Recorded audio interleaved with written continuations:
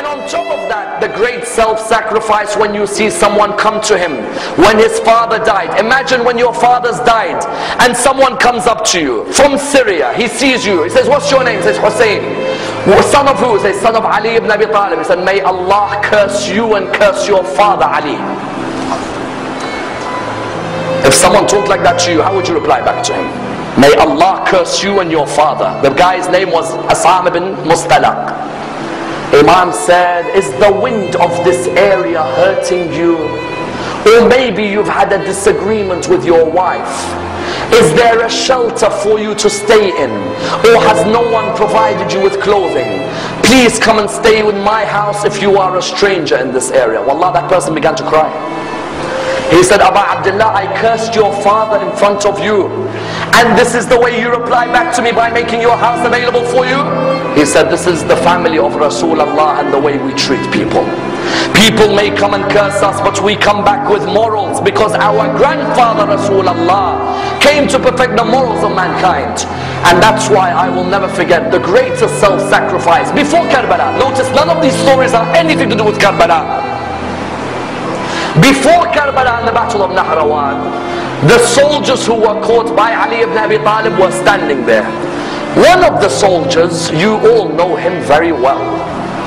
He was fighting Ali ibn Abi Talib on that day. He had some rope around his hands. It wasn't too tight, but it was around the hands. Imam al-Hussein was walking past. He saw that soldier. And the soldier looked at him and said, Hussein, I beg you, please remove this rope from around my hand, because the rope is causing nervousness in me. Remove it. And I'm asking you. Imam al-Hussein went back to his father. He said, oh my father, I'd like a favor from you. He said, what is it? He said, this person over there, do you see him? He said, yes, I see him. He said, he says to me, the rope is tight around his hand, even though you will never put a tight rope, but it seems to have been hurting him. And he asked me to remove it. Oh my father, do you allow me? He looked at him and he said, Aba Abdullah, go ahead. Aba Abdullah, why do you want to answer this? He said, Father, when someone asks through me, how can I reject? I don't want the person to be embarrassed.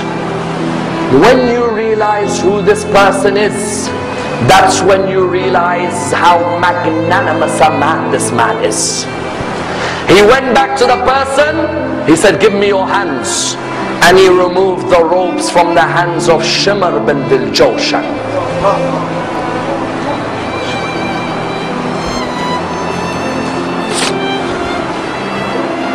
Tell me, which mercy did he show to you when he sat on your chest on the afternoon in Karbala?